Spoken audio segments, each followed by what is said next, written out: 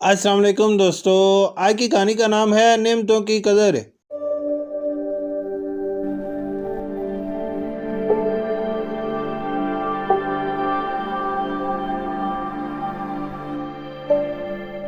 مریم تھکی ہاری school سے گھر آئی تو گھر میں داخل ہوتے ہی زور زور سے چلانا شروع کر دیا۔ امی جلدی سے کھانا دیں، آپ نے آج کیا پکایا ہے؟ بتائیں، مجھے سخت بھوک لگ رہی ہے۔ امی نے اس کی بات کو کاٹتے ہوئے کہا، مریم کیا تمہیں پتہ نہیں ہے کہ جب گھر میں داخل ہوتے ہیں تو سلام بھی کرتے ہیں، اور تم نے چلانا شروع کر دیا ہے اور آج تو سب چیزیں بھی ادھر ادھر پھینک دی ہیں۔ پہلے یونیفارم تو تبدیل کر لو، پھر آ جاؤ، میں کھانا لگا رہی ہوں۔ جب وہ یونیفارم بدل کر آئی تو کھانا لگ چکا تھا۔ مریم نے دیکھتے ہی منہ بنا لیا اور کہا، مجھے نہیں کھانا ایسا کھانا، کبھی تو اچھی چیز بنا لیا کریں۔ آپ کو معلوم ہے کہ میں یہ آلو بینگن نہیں کھاتی، ہر روز سبزی، ہر روز سبزی۔ مریم کی امی نے کہا، بیٹا اللہ کا شکر ادا کرو کہ ہمیں دال، سبزی اور گوشت مل جاتا ہے۔ ان لوگوں کو دیکھو جو اس سے بھی محروم ہے، انہوں نے سمجھایا، مگر پھر بھی اس نے اپنی امی کی بات نہ مانی اور کھانا کھائے بغیر ہی اٹھ کر چلی گئی۔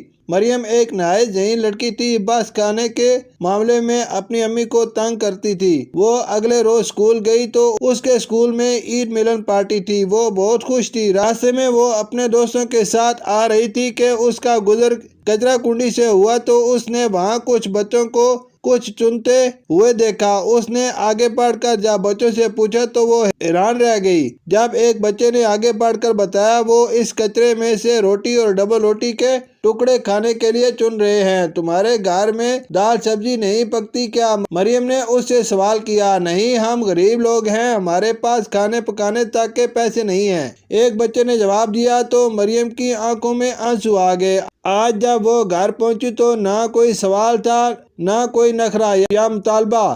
امی نے مریم کو کھانے کے لیے آواز دی تو وہ باہر نہیں آئی، ادھر کمرے میں بیٹھی وہ اپنا اور ان بچوں کا موازنہ کر رہی تھی کہ اللہ تعالیٰ نے اسے کتنی نعمتیں دی ہیں اور میں ان نعمتوں کا شکر ادا نہیں کرتی۔ وہ اپنی اتنی اچھی زندگی کا ہر لحاظ سے شکر ادا کر رہی تھی۔